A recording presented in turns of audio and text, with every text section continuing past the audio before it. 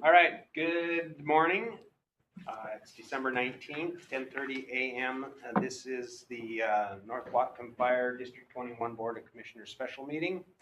And I will call it to order and we'll start with the Pledge of Allegiance.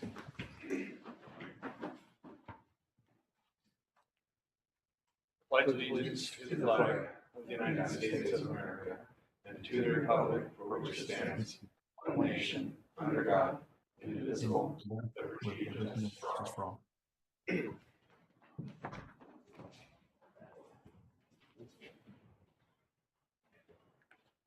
All right, before we do roll call, I would like to introduce our new fire commissioner, Craig Anthony. Would appreciate your willingness to step up and join our organization. I know that you come with a lot of experience from California, and we look forward to some insights that you may have as we go through this challenging process of trying to figure out how to fund and keep this organization running.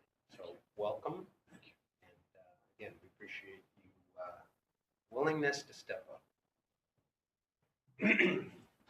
So with that, we'll do roll call. I'm Bruce Ansel. Kimberly McMurray. John Crawford. Craig Anthony. Joel Nielsen. Matt Rigberg by Zoom. Thank you, Matt. And Jessica is here today. Jessica Kohler. Thank you. All right.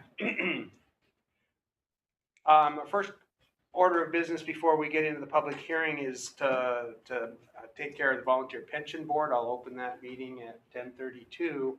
And we have the November 21 minutes. Is there a motion to approve those minutes?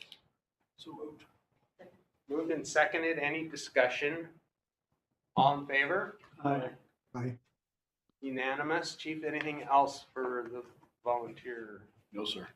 Okay, so I will adjourn the Volunteer Pension Board meeting, and then because this is our budget approval meeting, it is a public hearing, and I will open that public hearing at 10:33. Is there anyone from the public that has expressed an interest in speaking? Okay, hearing and seeing none, it is our responsibility to give the public an opportunity to comment. And since no one has here expressed an interest, I will close the public hearing and open our special Board of Commissioners meeting with the first item being the budget resolution 2024-10. We have that resolution in our packet. And is there a motion to approve the budget resolution?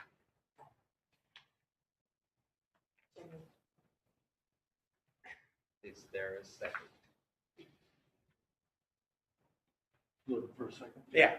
Okay. Second. Thank you. That way we can actually move forward and discuss it if there's any need to. Chief, do you want to walk us through this resolution? I know that the one that is in our packet has a different date than the one that's... Yeah, yours is correct. Any that I printed out are correct. All right.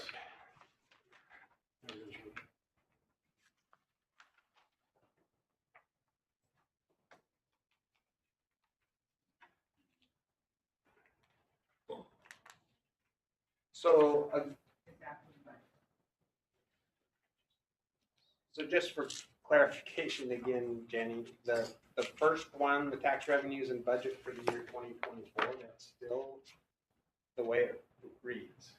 Yeah. Okay. The next one that was. Yeah.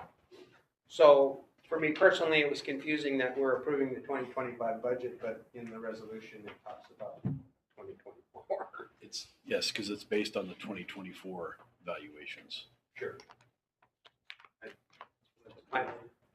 Well, I know, but this one up here, thank you. Just point that out. I know. appreciate that. Anyway, sorry, chief. That's all right.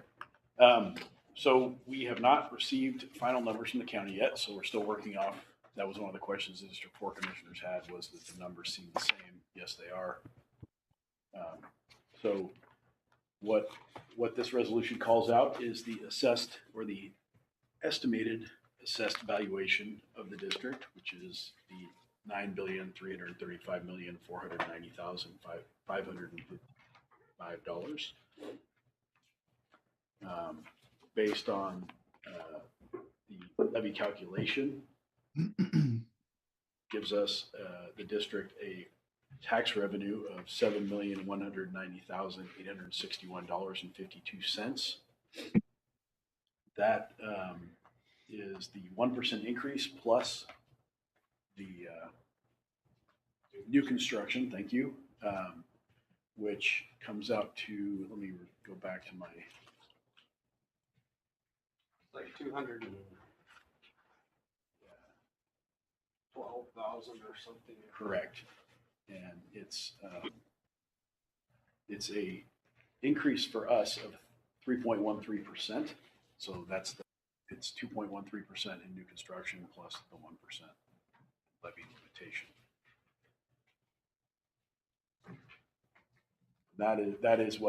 This resolution allows the county to deposit those funds in the expense fund for the district. Is there a time requirement by the county to provide the right numbers to us? Not that I'm aware of. But there is a requirement for us to adopt a budget based on their predictions that they are supposed to give to us. Predictions and deadlines, 100% yes. All right. Jenny and I may have had this discussion already. Well, it's frustrating for me as a board member to know that we are being required to provide an approved budget to them with a deadline, yet they don't provide us with the numbers that we're supposed to work off of before the deadline that we have to meet with them. Right. So I just kind of wanted to go on record saying that it seems a little unfair to me. Jessica, do you know if there's a date, since you used to be a former county employee? Do you know if there's a date that they have to have? I don't know. I'm not aware of that date. I worked in a different department. All right. And what are the ramifications if we don't submit ours in a timely fashion because they haven't given us their numbers in a timely fashion? I don't know that I've ever seen what the ramifications are. I just adhere to the deadline that they give us. I've never pushed back on that. I mean, in the big picture, the numbers all get worked out and whatever we adopt is amendable. I don't know that we foresee any huge changes in the numbers. Is No. fair to say. It's just more of a sense that we have to play by the rules, but they don't necessarily have to. And that kind of makes people a little questioning of how our government process works. I will say that Jessica and I were working with someone in the assessor's office. They're definitely looking out for us. If they see us project too low, they'll kick it back to us as we're working those numbers in November. They did return some things to us for both districts and say, hey, I think you might want to rework these numbers. Try this, try this, try this. And then once we finally got it to where they were certain that we weren't going to leave any tax revenue on the table, they were like, yes, let's go ahead and we would recommend you submit those numbers. So. I'm thinking of And it used to be prior, from what I understand, prior to 2020, or 2019, excuse me, prior to 2019, the county used to just tell you what the numbers were. There wasn't this whole big, here's the calculation, here's how you do it, here's some numbers we think are going to work. They just told you, this is your tax revenue. So now they're showing us the math. Now they're showing us the math. Yes. That's an improvement. There's just not much of an instruction manual. Maybe when I talk to the auditor today, I'll ask them what their thoughts. Yeah. All right, so we have 24-10, adopting the tax revenues in the budget for the year.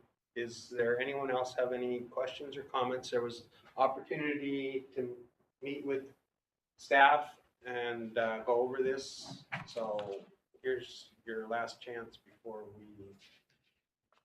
So if we have questions on the budget as proposed, now's the time to ask, or is that later on?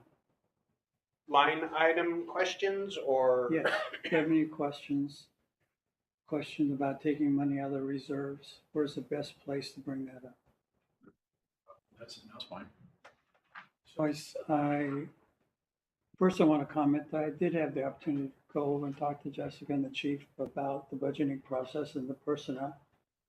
I can say I've never seen anything done so well, such a detailed level, so extremely well done. Thank you.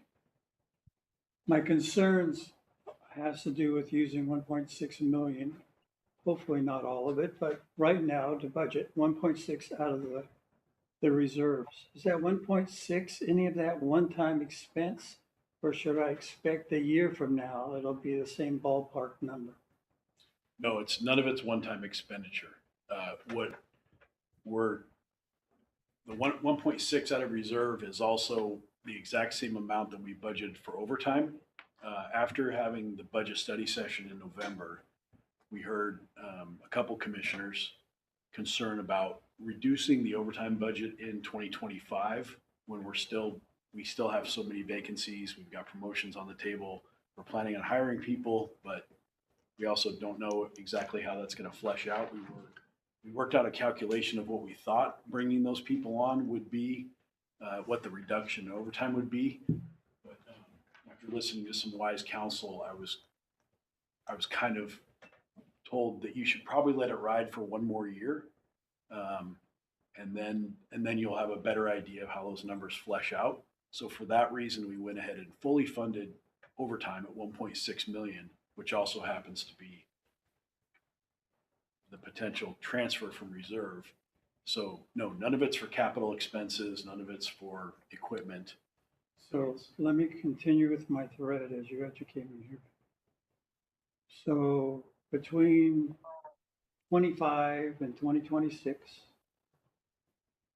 we can continue to struggle because inflation and everything else is more than the 1% that we're allowed to increase. So we've got pressure.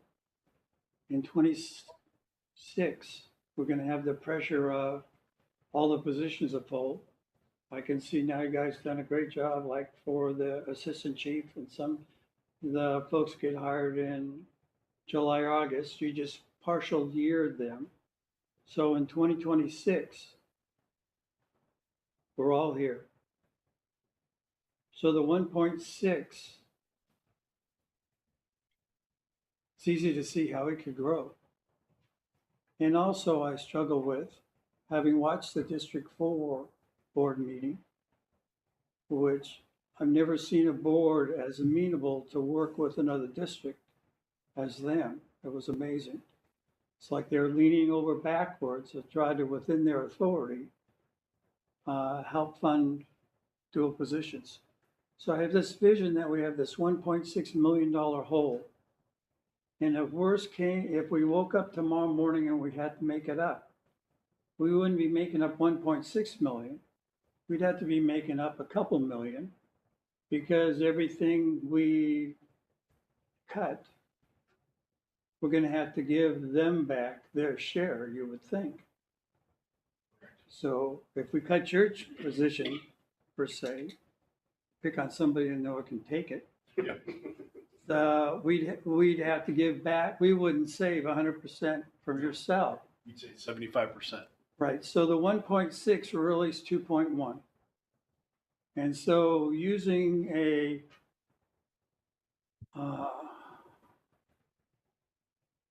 not having anybody that gives me extra money, I have a tendency to divide how much money I have in the bank account to how much I'm overspending for my woodworking tools to come out when does things come off the rail. So I see $5.7 million or so in the reserve fund. And I divide $2 million into that. And I got 3.5 years from now, there's nobody coming to my house when I need them like they did the other day. So what's your vision? Do you have a plan on how we're going to be able to stop this freight train before we get to 3.5 years from now? Do you have any ideas? We are going to have to go back to the voters. And as you and I talked about, a very simple levy that's just going to, it's just going to be, the question you asked, do you want anybody to show up? That's the message for the levy. And it's going to have to be a small, responsible levy. I worked at 9 cents is about a little over $1 million. And we're probably going to have to in 2026 do a small levy to help stop the bleeding, and then do another one shortly after that. In the meantime, we've got to come up with some alternative sources of revenue. We've looked, but all of them are small and they take staff time, and that's the part I'm having a hard time working my head around. Is how do we balance that a small revenue stream with what it does to staff, and Right. That's what I don't know how to overcome. Having dealt with this sadly in prior jobs, the money's where the staff is. The PR, getting the block of folks that don't quite understand the fire department, like some of us do, who voted for the levy. I have this feeling that I'm going to run into somebody in the grocery store and they go, hey, you want me to give you more money? But look at all these increases you had last year. All the body. Now the firefighters with, you save money by hiring firefighters, which is absolutely true. But sometimes that's perception is a little bit of a challenge to get across. So I'm very concerned about at what point do we come to a meeting and go, hey, this isn't going to work out. We got to make some major shifts in the course we're on. And then all of a sudden we've gone 5 or 6 more miles and the curve needs to be a lot sharper. And I've laid people off and I hate it. And so when I look at hiring a number of new troops in, they're the first ones that end up having to go. And from our comments and your comments, you know how strongly I feel about the staffing at the stations. I have a hard time with only 3 there. I have an extremely hard time with cross staffing. And there's nothing I can do about that because I got to figure out how to still have 3 people come to my house. So I don't want to sit here a year from now and go, well, we need to take another $1.6 million out of reserves. Because sometime the horn's got to go off and say enough, we can't do this anymore. Because this is a much more difficult fire department for me to deal with than I've had to deal with. Because when the things really got sticky, I wasn't out on the limb by myself. We're up by ourselves.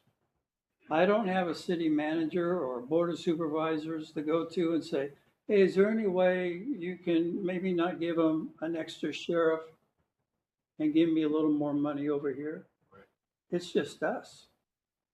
So I just want to let you know my perspective is, at what point do we go, it just isn't going to work out? At what point do we somehow send messages to the community that,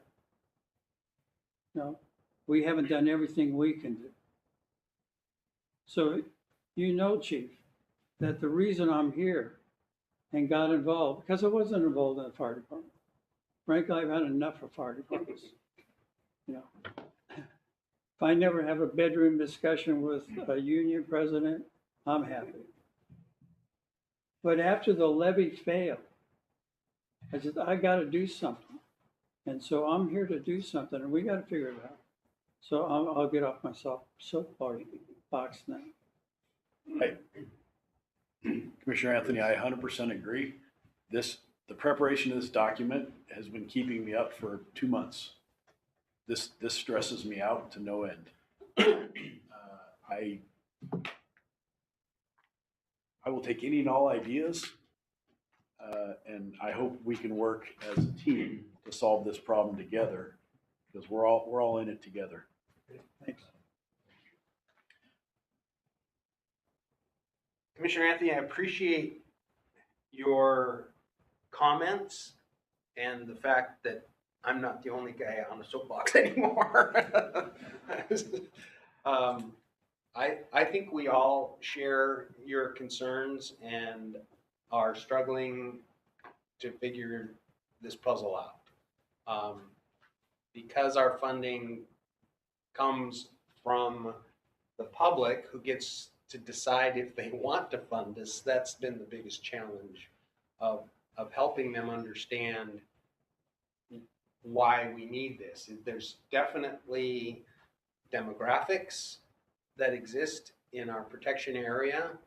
The communities that support us, your neighborhood, my neighborhood, as the chief said, anybody that can see the water typically is supportive of our requests, but there's a large voting contingent that for whatever reason, we haven't been able to reach and help them understand what this means.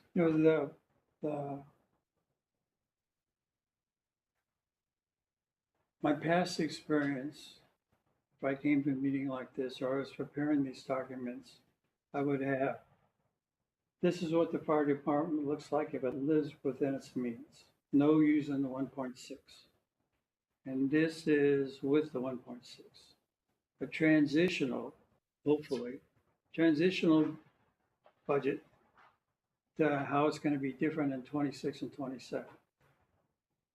So, when I sit back, my frame of reference is much different because my guys and gals work 72-hour weeks, and so the staffing ratios are different. So, and I don't intend, I tried to read the MOU, and the big leagues is a lot different than the leagues I played in on duty weeks and those. So my frame of reference of how much it costs to staff a fire station, I have no idea anymore. But when I sit there and I go, geez, if we're going to build a fire department that spent $1.6 less million, does that mean I'm giving up the 3 BCs and 3 people, go back in staffing farther?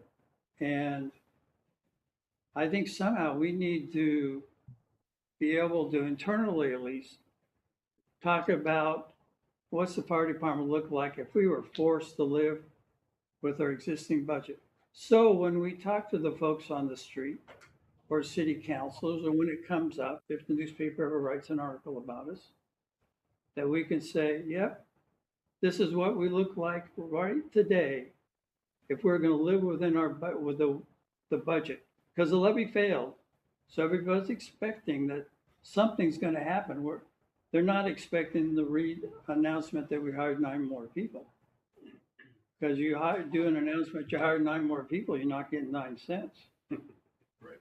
So what the fire department looks like We were in a transition year, we're using the 1.6. I'm not saying, don't get me wrong, I'm not saying not to hire the firefighters. I might give you a different answer about an AC, but.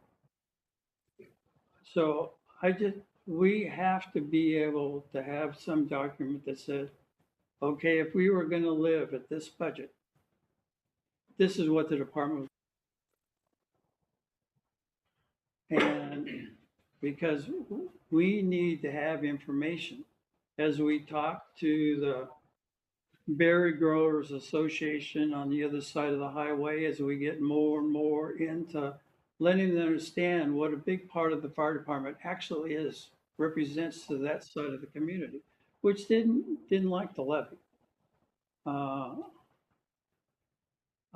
But Washington's different. This 1% thing it is amazing to me. But I'm sorry, I yield the soapbox back to the chairman. All right. Obviously, we are probably in need of more work study sessions with the board. And we can add that to our list of things we need to do this coming year. So for those of you on the board who think we only meet once a month, we probably need to do more than that in order to tackle some of these pressing issues. And thank you again for your comments. So with that, is there anyone else that has any comments about Resolution 2024-10, our ability to collect our 1% amount plus new construction, so that we can not fully fund our department this next year? Hearing and seeing none, all in favor, Resolution 2024-10. Aye. Aye. Unanimous. Thank you, Chief and staff and Jessica. I know there's reams and reams of paper and numbers and calculations. And I know that all of you have done your very best to trim any excess and move things around to where they will best meet our demands. But as Commissioner Anthony very eloquently spelled out, we're only doing that by taking $1.6+ million out of reserves, and that doesn't last forever. So, all right. The consent agenda is our next item of business, and it includes the meeting minutes from November 27th, the joint work session from November 22nd, the special public hearing meeting on November 21st. It has staff reports, financial reports, and I will read the revenues and vouchers for this month.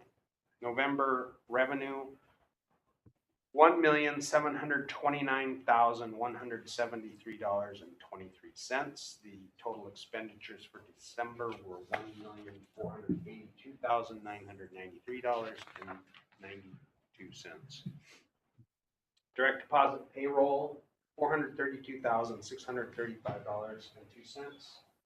Payroll taxes voucher, $104,212.59. Benefits voucher, $265,837. Fourth quarter L&I voucher, $116,481.27. Monthly expenditure voucher for $8,000. A monthly expenditure voucher for $85,345. And capital projects apparatus, which I'm assuming is the tender. Yes. $470,519.67. Is there a motion to approve the consent agenda? So moved. Second. Moved and and seconded. So just for your benefit, these items are reviewed by us prior to the meeting. We lump them all together. If anyone, including yourself, has any specific questions or wants to pull an item out or wants to have an item further discussed, that can be done. And now would be the time to do that. If everyone's happy with what they read and understood, then all of these items are approved through one motion. Okay? Does anyone have any comments, questions, or issues with the consent agenda? Have anything you want to add? The only thing I would add is that the tender, we was encouraged in November to move forward with the tender purchase. It underwent its inspection this week. It'll be here, it leaves Florida on the 27th. Should be here by, ready to go by mid-January after going through, it's got to go through a couple shops, but it's on its way. D4 is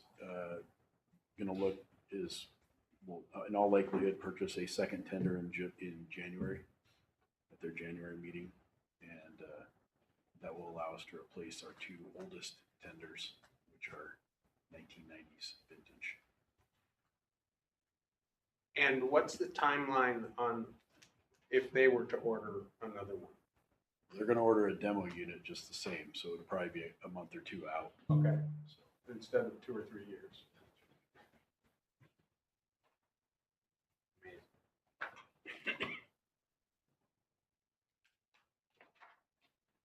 All right.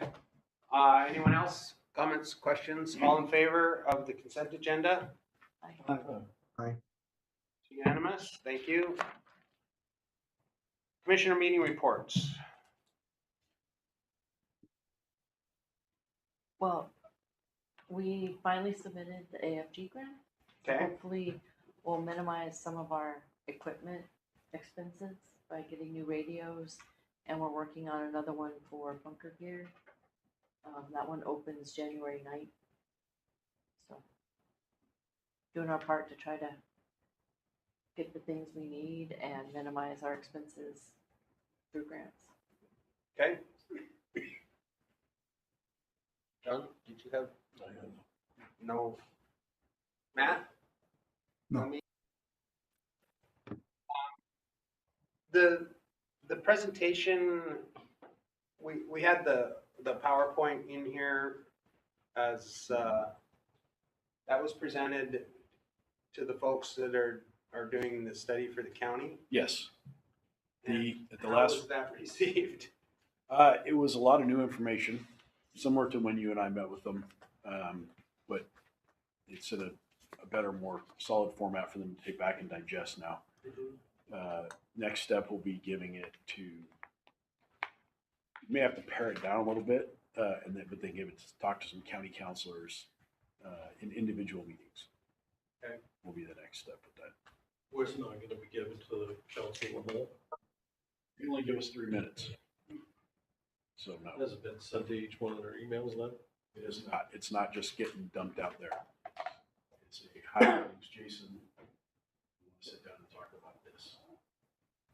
That's the idea. I would expect after those one-on-one sessions are done that information might be shared with the whole council, or is that? Oh, it'll go to the, I would assume it'll go to the executive so that it's on public record. Yeah, but we thought what's missing is the relationship. Sure. We're just this blue entity that for whatever reason they've decided they don't like. And so we're going to try to put a face to a name and forge some relationships. And unfortunately, the way we're going to try to do it is by showing them what the fire district authority actually is, as opposed to them thinking that they run everything. Right. So. Very good. I forwarded our request for funding to Representative Larson's office. They have a satellite office in Bellingham. That meeting that I thought was Monday was actually on Saturday for the Rick Larson's community meeting, so I missed that. Anyway, we've requested Representative Larson's office to help us with our AFG grant for portable radios, and also asked if they would help fund the rest of what would make our radio system complete. And I think that total package is about $175,000 if it were to be fully funded. They got funding from GSA, a grant for the border crossing to the tune of $3-some million, and we were hoping that because of the interoperability issues that are associated with that border crossing, that maybe there would be a few breadcrumbs left over that they could send our way, or maybe know of other pots of money that could be utilized for our communication network. So I have asked that we have an in-person meeting when Mr. Larson is back in town. So hopefully, I think we need to exercise a little more activity politically, whether it be with the city of Blaine, the Whatcom County, our state representatives, which we have planned to go down in February to meet with our state representatives, and then in this case, it's our national representative. So we'll see what happens. We're trying to turn over every stone to find money and support for the operation. Local 106. Good morning. Thanks for having me. A couple things were announced this month for promotionals for shift captain and training captain. Already got some interest of people putting in, which is good.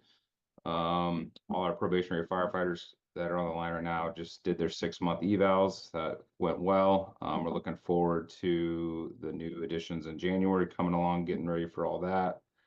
And then just in regard to the letter in the packet, just so you guys are aware, that was motioned and passed to send at the last meeting. So and then Chris Hollander has a couple other things, and then if you have any questions, I'll take them. So regarding the letter, which we'll discuss briefly in correspondence, was that the big local 106 Bellingham, or was this your? North Whatcom, just our North Whatcom unit. Thank you. Yep. From 106, welcome Commissioner Anthony. Thank you. I'll try not to corner you anywhere. Go like that. Local 106 and some members from local from North Whatcom did a shop with a cop at Walmart, and that was pretty fun. Christmas party, Jenny, Jessica, all the admin, and everybody else that volunteered. Kimberly, thank you. That was really fun and really good to get together as a group again. And hopefully there's more stuff like that coming up.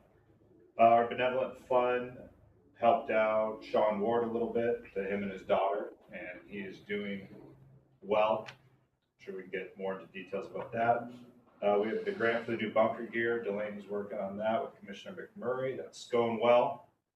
The union has approved a new county vice president position, so we're getting rid of our political action chair, and we're going to do a county VP and a city VP. So Bellingham will have their own. Excuse me. The county will have the rest. That's going to handle grievances, contracts, political action. Scott Brown put in for that, as well as Tony Melillo from South Whatcom. And then the department, I'm not sure if the department or who, but we had Trans Mountain training come in all last week, so the whole department got trained up on the pipeline that runs through our area. So we're all ready. That's it. Thank you. All right, thank you very much. Unfinished business. The first item is Birch Bay Station 63, ironically. We have a draft RFP out. I've got one of the BCs, BC McPhail, working on that. And then I'm also I have yet to talk more with Deputy Fire Marshal Nielsen to get his take on it.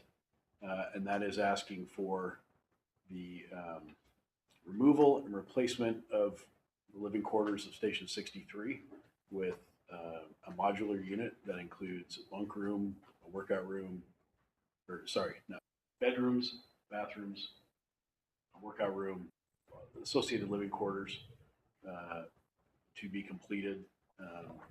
And so that we can just put that out and it just gets done. It will be obviously a capital expenditure that we did not put in the budget because we don't have numbers on it. So we have to do a budget amendment for that. But in the interest of getting it done, I'm just not able to handle all of those things. So I need to punt it to a company. So we'll get legals. Once I get the Deputy Fire Marshal's perspective on it, we'll get it to legal and then get it back to you and we'll get it published so we can get moving. Chief, sorry to interrupt, just because we're coming right off the heels of the letter that we'll be discussing in just a little bit. What type of time frame are we thinking that would take to get it where people can actually live in it? We're not going to get it by July 1st. I can tell you that. It's probably going to take. I would assume a 9-month project. Okay. Project. Thank you. Probably depends on how much it is modular versus framed up. Correct. Old style building or whatever.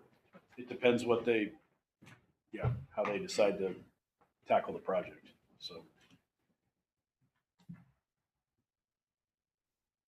Any other questions about 63? How was the latest rain deluge? Did we get any reports of water features? The only water damage or the only water intrusion we had was actually Station 65. In the common areas, no property damage. It didn't damage any drywall or any of our property. It just, every time we get a rain like that, it comes up through the floor grates in the bay. Okay. So what did you say? About 5 inches? No, it was only about an inch and a half this time. Oh, okay. It wasn't the foot we had like last time. That was ahead of the rainstorm. All right. Simiano, Station 62, we had sent a letter to the city of Blaine. I will reach out to the city manager in a more formal way and ask for a formal response back. Yeah, I mean, is there a time limit We didn't put a time limit on it. Oh, So wonder if we should. Could have sworn there was something in the initial agreement that they had a certain amount of time to refuse I can before go. it would turn back to us. I think you're correct. I believe that there was. 90 days possibly?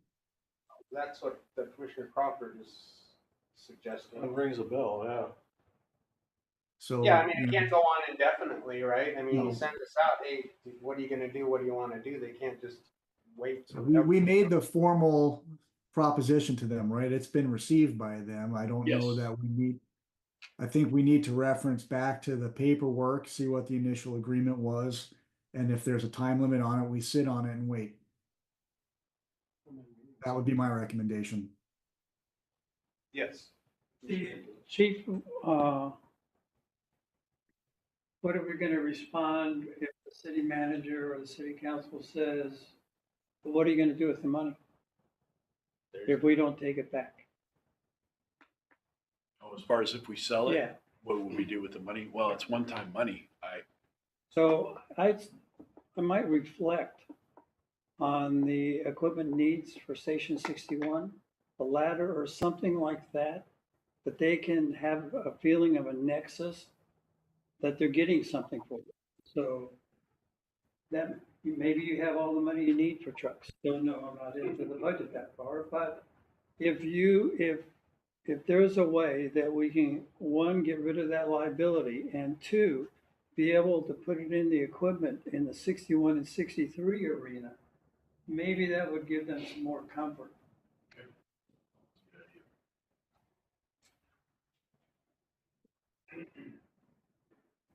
All right. So we'll check the date. Would you be so kind to just maybe Jenny or somebody just let us know Yes. what that timeline is? And then reach out to them. And I think that's a kind of a nice offer to say, like, what are you going to do with this? Well, we're going to try to make improvements to our response capabilities, not necessarily with staffing, but with replacing Right, equipment one that time. is in desperate need. So I like that idea. Tender purchase, we kind of touched on that. We have purchased one. We are hoping that D4 is going to purchase one, and we are expecting delivery in January. January.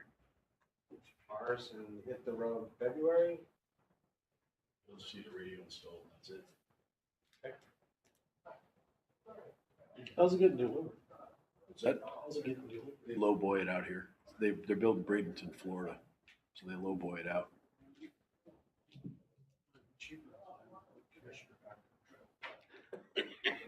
You want to drive a tender back in December? Saying, John, take the southern route. Dan will go with you. Yeah, take Dan with me. Dan will go. Well, let's throw Henry in there while we're at it. So. All right. Just trying to cut long. Yeah, no, I hear you. Welcome. We're moving along here. So, any other unfinished business, Chief? No, sir. New business. So the first item is Birch Bay Community Advisory Committee application. I was contacted by a very active person in the Birch Bay community, Dorlee Booth, who I know she sits on the Birch Bay Chamber. I don't think she's an officer there anymore, but she is involved deeply with the Birch Bay community and the master plan and the UGA and all those kind of things. And for those of you who don't know, the Birch Bay community is looking into whether they want to form a city or not. The population of Birch Bay proper in this area is over 10,000 people, which if they incorporated would be the fourth largest city in Whatcom County. It is currently unincorporated, and a lot of the citizens in that community feel that their voice is underrepresented at the county, and would like an opportunity to be more represented, and the exploration of forming a city is something, the process takes years. In the meantime, they have requested from the county to form this Birch Bay advisory committee, and my association with the chamber and Dora Lee sort of morphed into them holding a spot for North Whatcom to sit on that committee to advise the county of the needs and concerns at least from our perspective, from a public safety standpoint, to form this committee. How many people sit on this committee? It will be a 7-person committee, one from the chamber, I think one from Parks and Rec. So there's 3 positions that they sort of handpicked. The fire position, the parks position, and the chamber position, and then there's 4 at large that will be chosen by the county through an application process. So to formally be on the committee, there is this application that's in our packet. It was sent to me to bring to our board to find out if anyone besides myself would be interested in being on that committee. Since I am a resident of the Birch Bay community, I think they felt that it would be appropriate for me, unless you, John, want to be on the committee. Is it premature to nominate you for this?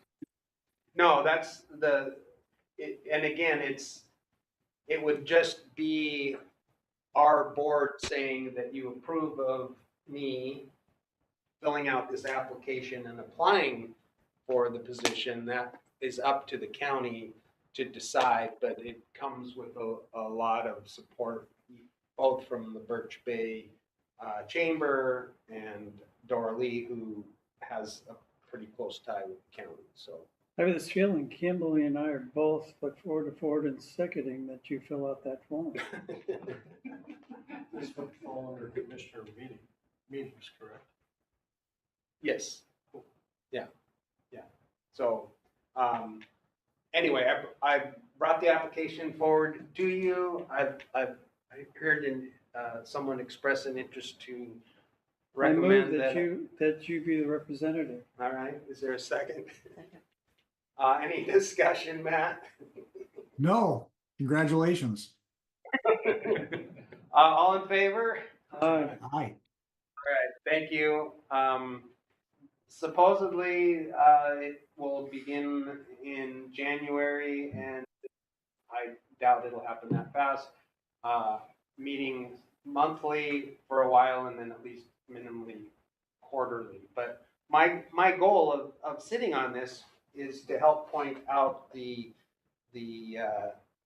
deficits in public safety that we have, not just in fire, but police and roads and evacuation and everything else that's involved. And again, from my previous statement, is I think we need to be involved more politically, because a lot of these decisions are being made without our input, and we need to be at the table.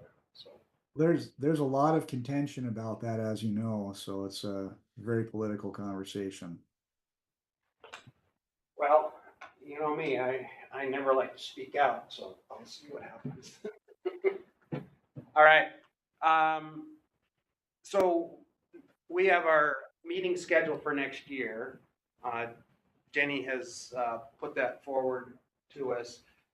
It follows the regular 3rd Thursday of the month at 10:30. Is that working for everyone? The only conflict right now is the June 19th, which is Juneteenth, which is a holiday. So the recommendation is that although the resolution shows it as June 19th, we would have to pick preferably another day, and it was recommended that the 20th be the preferred day. So can anybody look out into June and say that Friday, the June 20th would be better than our June 19th?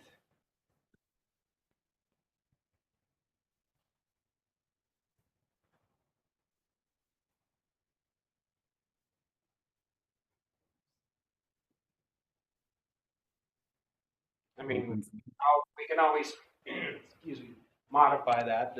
Is a Thursday or Friday an issue with you? And this is only a draft. It'll come before you officially next month. Oh, okay. So, All right. yeah, All right. you don't have to vote on it today. Gotcha.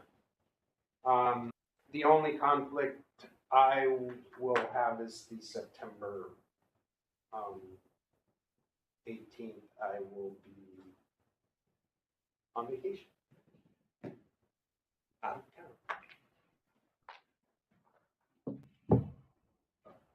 You guys can probably handle it without me. All right, so if you want to take a look at those dates, the resolution will be before us at the next meeting, okay? And then we need to just double check, is everyone available January 16th, which will be our first meeting of next year. Yep.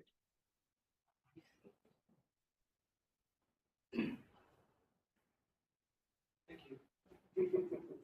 That's why I have you over. Everyone good for the 16th at 10:30? Matt, that work for you? Yes, Jay? that's fine. All right. Correspondence. There, we have the Northern Light articles. The one that I think is most important to address right now as to how we're going to move forward is Local 106 has voted and sent a letter to the board and the chief with concerns about Station 63 and no longer wanting to reside there, and have drawn a line in the sand as of July 1st. I'm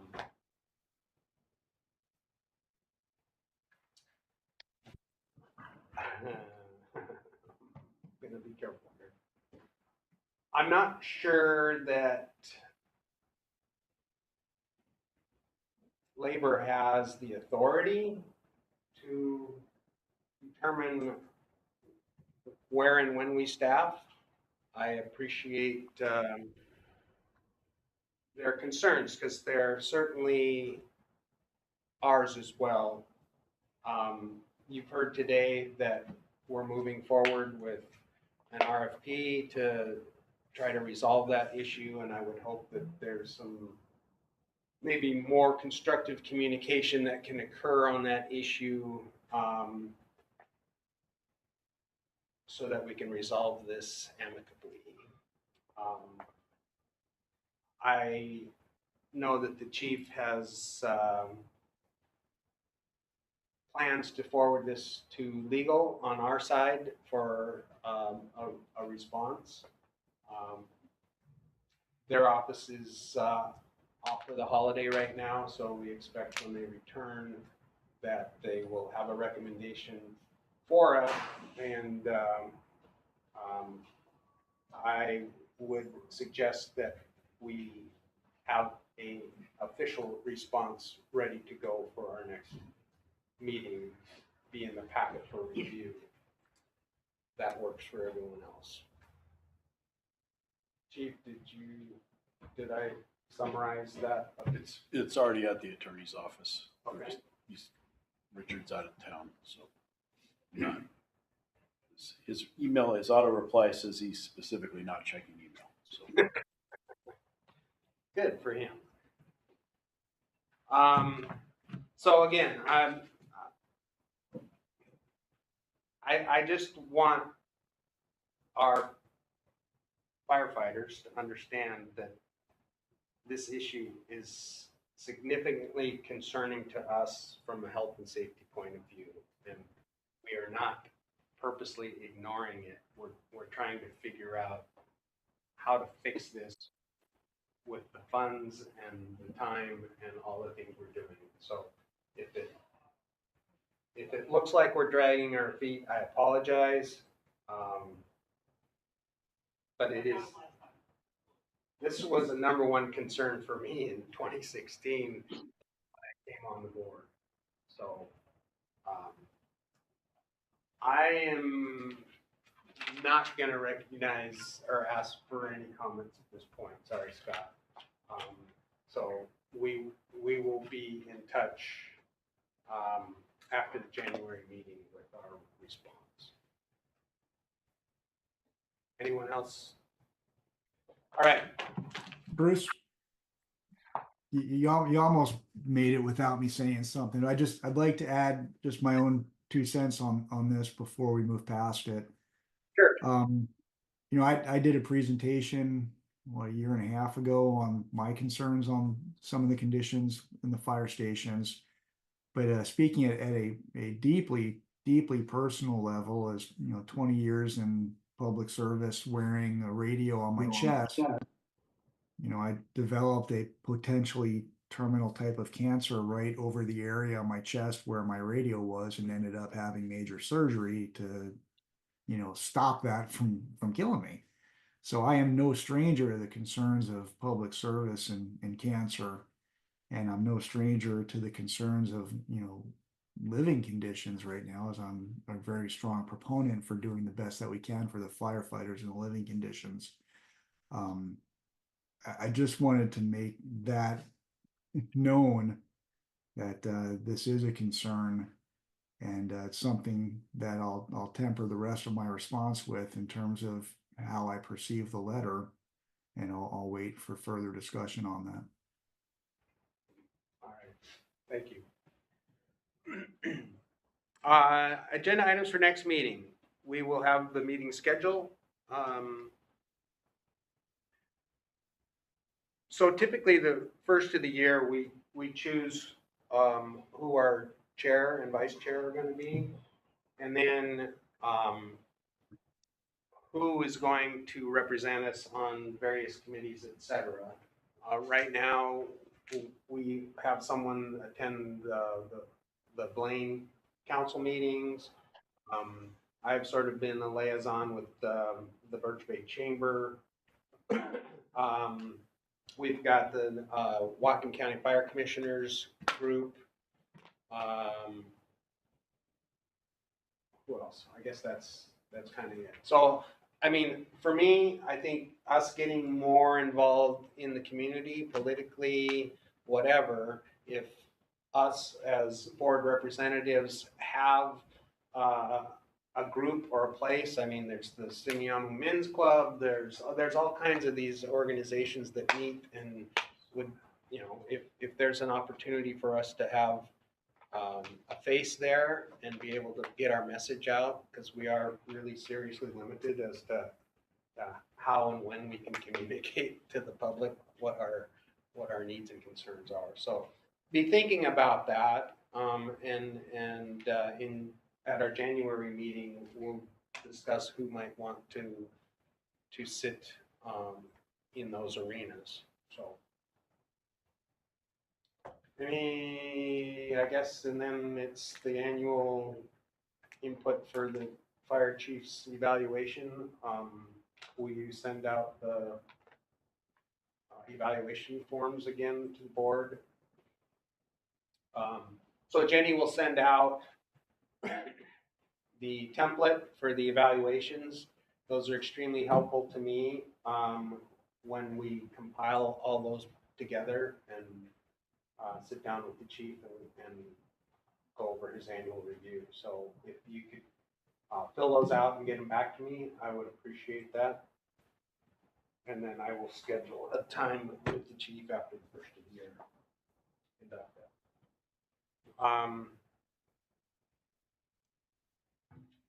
Before we go ahead, Just two quick announcements. One is I wanted to dovetail the holiday party. Thanks. I did speak to one of the people that was instrumental in starting that, and I was told that if I mentioned her name, there would be consequences, so I'm not going to mention her by name. Okay? But I do want people to know that it took hours and hours and hours of planning by a group of people. And I'm very thankful. It was fun to see all the smiles and the kids having fun, and got to meet a lot of babies. It was a great get together. It's been a long time coming, and it was great. I also want to thank the people that showed up. The other thing I wanted to do just really quickly was let the board know that Kelly Freeman passed her SHRM CP test, Certified Professional Test, which is has a first-time passing rate of 65%, so it's not a simple test apparently. But that was something that the board had challenged her to do, and she completed that, and to let you know. Congratulations. Appreciate that. The next meeting agenda also, Jenny, I forgot, we'll keep 63 and 62 on there. Both stations. All right. We have one more item of business here. Former Commissioner Fisher is here today with family, I'm assuming, brother and sister? Yes? No, brother? Brother. Okay. Brother's And wife. Ah, okay. So, I will read the letter here, and then we'll. The plan is to recognize Commissioner Fisher, and then we will adjourn the meeting. And there's some treats here, and we can chit chat and visit and say hi and thank you. So, is this? Can I read this, Chief? Yes. From Chief Anderveen. Dear Commissioner Fisher, as you complete almost 5 years as an elected fire commissioner for North Whatcom Fire and Rescue, I'm writing to thank you for your service to the organization and our community. Your contribution to both has been extraordinary, as has your example of public service. I deeply appreciate your hard work and commitment to the organization. Under your tenure as a board member, North Whatcom has endured the COVID pandemic, RFA discussions, and 2 levy lid lift attempts. You have successfully helped the organization navigate these challenging times. As you step into retirement, again, please know that your contributions will be long remembered and you will be deeply missed by everyone at North Whatcom Fire and Rescue. On behalf of the board, staff, and community we serve, I thank you for your time, energy, and commitment, which you so graciously extended to North Whatcom Fire and Rescue. Sincerely, Jason Vanderbilt, Chief. So, Scott, if you would come up, we have a plaque for you.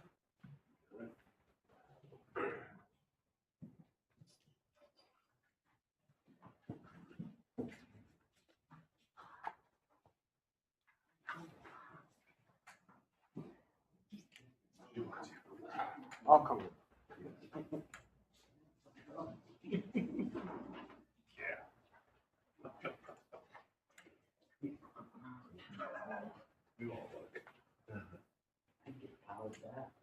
Scott, this is in recognition of your dedicated service and commitment to North Whatcom Fire and Rescue 2020 through 2024. We appreciate everything you did. And thanks for coming today. And you got treats. Mr.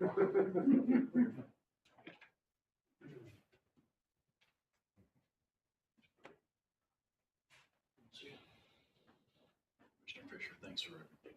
Appreciate your time.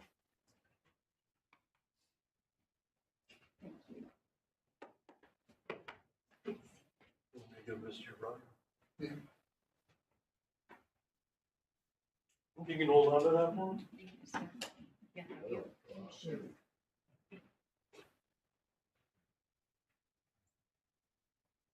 All right, so again, we deeply appreciate the time you put in here. And it came at a time when our board was, I would say partially dysfunctional, but we needed your help then, and thank you for stepping up and doing that for us. Definitely appreciate it.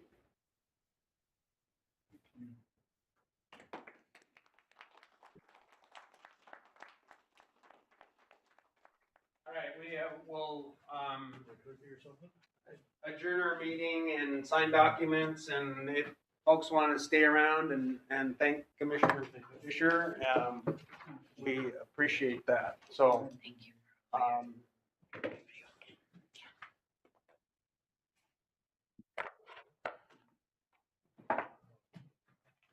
I'm going to move to adjourn the meeting, and it is 11:40.